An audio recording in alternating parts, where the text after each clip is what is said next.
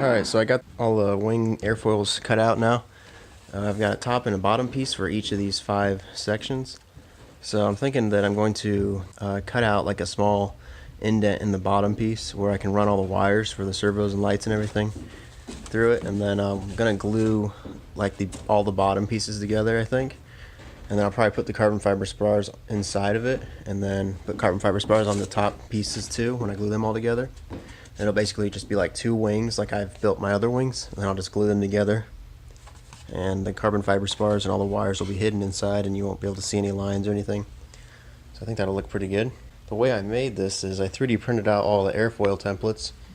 I had to 3D print them in a lot of smaller sections because my 3D printer doesn't have a very big build area.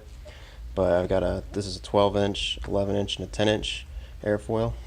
The root is 12 inches, and then this mid piece is 11 inches, and then at the tip it's 10 inches. Then I also have the engine nacelles over here. They're gluing together right now. It's just 3 pieces of foam. It's 2 inches thick, and I'm going to use those same airfoil templates to hot wire cut out an area from those so they'll actually slide into the wing, and it'll look like a seamless piece of the wing. So here's the 2 engine nacelles. I cut them out, and I cut out a spot for the wing where it's going to slide over the wing, and then I Gorilla Glued on a piece of wood onto it, and then I 3D printed out these motor mounts. They have a 5-degree down angle down thrust angle, and then there's this holes for it to screw into that piece of wood, and then the motors are mounted with screws from the back side. But it matches up with the profile of the foam pretty well, so I'm pretty happy with the way that came out. So I got those 2, and I got the wires coming up out of there. These are completely solid, so it's a 1-inch piece of foam in the middle and then a 1/2-inch piece on each side. And then I've been working on the wing. So this is the bottom half of the wing. It's all glued together. There's no spars in it yet though. I did cut out a channel here along the whole wing. That's where the servo wires are going to go. And then over here is the top half of the wing. The glue's drying on it. And then once it's done drying, I'm going to put these spars in. I used some templates in my hot wire cutter to cut out these square channels. They're 10mm by 10mm square. So I'm going to have one big carbon fiber square tube that goes in the middle, and then half on each side. So it's just these carbon fiber square rod things. I'm also going to add a couple of the regular carbon fiber strips that I use.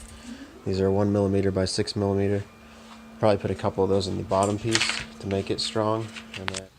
So I've got all the wires for the servos and for the motors run through the wing here in this channel, and then out through the middle. And then I put some packing tape. I folded it over on itself so it's not sticky on it. So then I taped it down to the wing here so I can slide the wires through the channel, and then so I can slide them around once I solder on the actual servos to the ends.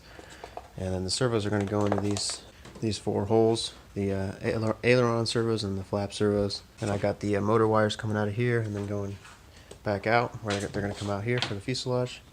So now I'm going to put a bunch of Gorilla Glue down here, and I'm going to glue the top half of the wing onto it. You can see I've got the the main spar glued into this piece.